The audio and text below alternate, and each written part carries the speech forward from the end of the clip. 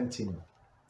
Know that a prophet will not prophesy until he has acquired all of the intellectual virtues, and most included more formidable of the ethical virtues.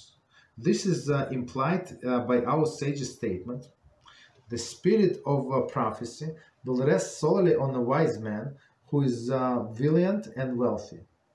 Okay, so let's try to understand this paragraph. It's one paragraph. So all of these Muhammad's, all of these people go out right here, right?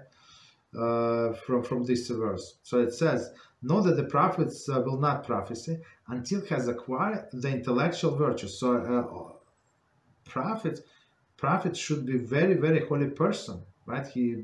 There was, if you read Book of the Kings, Melachim,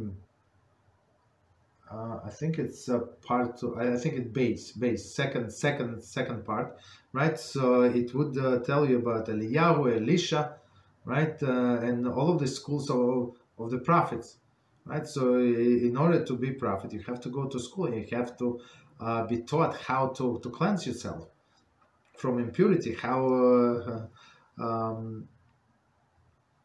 prepare yourself on the intellectual, emotional level to be a recipient of God's message. So if HaShem sees you fit and he decided to give message from you, he is going to do it. If not, not. But at least you did your part. So we always have to do our part to cleanse ourselves and be close to HaShem. Okay, so one more time. Know that the prophet will not prophesy until he has acquired all the intellectual virtues, and most including more formidable of the ethical virtues. So ethical virtues, so he has to be like on very high level. So one more time, some examples of the ethical virtues or ethical shortcomings. So gluttony, pride, right? Pride, of course, anger, wrath, brashness, and love for money. So if a person has one of those, of course, he cannot be a prophet. Continue.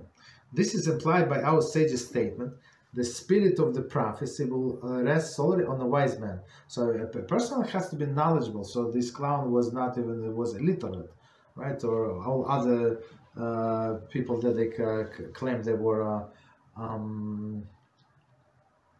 prophets, right? So first of all, he has to be very wise, right? Who is valiant and wealthy. Okay, so just 1 second, let me quickly read the commentary. Significantly, the treatment of the subject, Hilchas Siddeis Hatara 7.1. Yeah, so you see it's in the beginning 7.1 in the first halacha.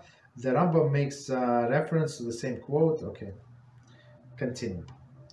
So the term wise man, so okay, we need definition of Mr. Rambam, right? What is it that wise man means?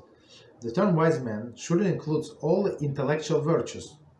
The term wealthy includes all the ethical virtues.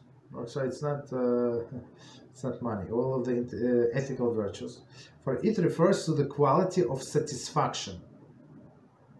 Our sages would call a person who is satisfied wealthy, and as they stated in Perakim 4.1. Who is rich? The one who is happy with his portion. There is one who is happy with what the fortune presents him, and does not grieve over the fortune that does not present him. Okay, very interesting. So let's go again over this paragraph, and we're going to explain.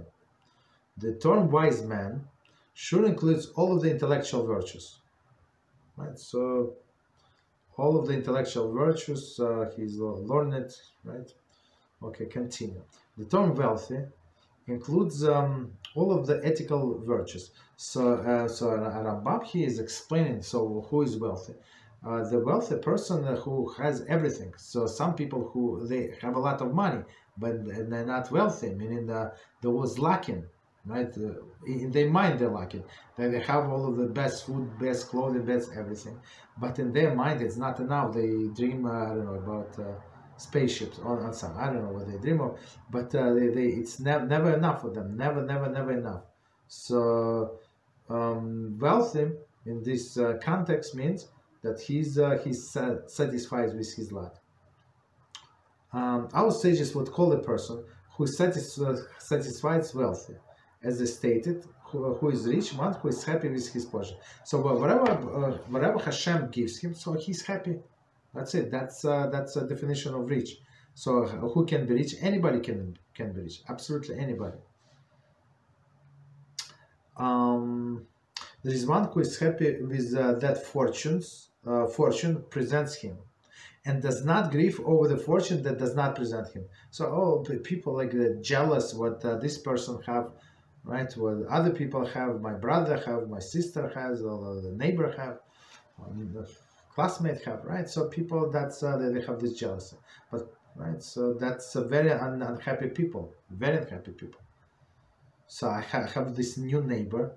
I think it was the apartment was totally renovated, like maybe 5 years ago. They ripped completely everything. I don't know, like completely. They changed appliances. I don't know how. What can you do with appliances in 5 years? I don't know, like everything. They bring couches, like it's unbelievable. In the morning they bring white couches, and the next day they take out and bring different couches. It's like crazy. I don't know. I mean, it's good for economy, I guess, but these people have so much money, they don't have satisfaction. Other people buy one couch and they use it for 50 years. Still good. You understand? It's crazy. Okay, continue. Just by the way, they're not Jewish. They are from the other side. Okay. Similarly, Valiant, right? Valiant refers to the ethical virtue. There is the ability to direct one's potential in congruence with one's thoughts, as we explain in chapter 5. This implies by our sage's statement, who is Valiant? One who conquers his natural inclination. Right, so really it's like who is strong, who is this strong man, right, or woman. So meaning the person who can control his desires. That's a strong man. So and Rabbi Israel Salanter Zatzal said it's easier for him. He was a malach. He was an angel in this world, right? But he said it's easier for me to finish the whole Shas, the whole Talmud, then change one character trait. So you understand. So a person who can change the character trait in himself, so that's a strong man. And there are actually, if you learn the books of Rambam, right, in Hilchot Deot, we're going to publish the series very soon, or we started. I don't remember. Maybe today we publish, I think, the first class. Right, Hilchot Deot and others. So actually, our sages teach how to change ourselves. Right? Is it difficult? Yes. Is it possible? Absolutely. It's not only possible. That's what HaShem expects of us, to change our base character traits.